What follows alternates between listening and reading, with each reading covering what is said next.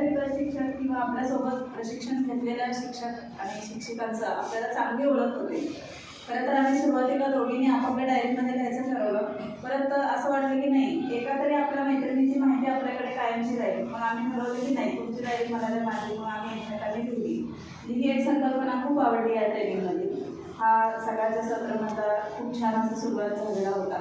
दुपारच्या सत्रामध्ये बऱ्याच मुद्द्यांवरती चर्चा करण्यात आली. जसे की सगळ्यात जास्त छान वाटलं नियम आणि परिणाम, जे खरंच वर्गात मी पण घेत असते.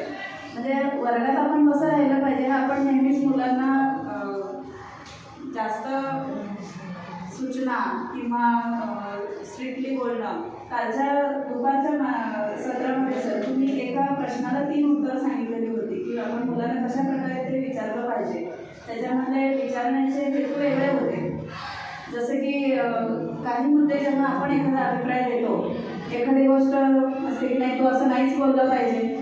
मग दुसरा एक बोलण्याचा भाव होता की त्याच्यामध्ये समज देण्याचं होतं आणि आपला स्वतःमधला ठामपणा एक होत होता.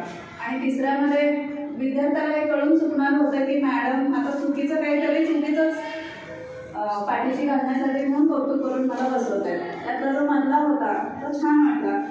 म्हणजे जेव्हा आपण एखाद्या प्रशिक्षणामध्ये एखादं मत मांडत असतो किंवा एखाद्या व्यक्तीला एखादा प्रतिसाद देत असतो, तेव्हा आपण हे लक्षात ठेवलं पाहिजे की आपण इथं सगळेजण बुद्धिजीवी वर्ग आहोत. सगळेजण काहीतरी चांगलं क्वालिफिकेशन घेऊन आलेलो आहोत. म्हणजे आपण कशा प्रकारे अभिप्राय दिला पाहिजे, वर्गात वातावरण कसं ठेवलं पाहिजे, ह्या अशा बऱ्याचशा चांगल्या गोष्टी आम्हाला इथं शिकायला मिळाल्या.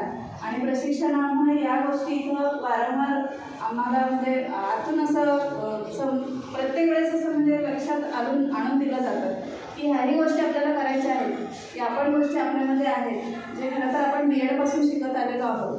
पण पुन्हा पुन्हा आपल्याला त्या गोष्टींची जाणीव शासनाकडून करून द्यावी लागते किंवा करून दिली जाते.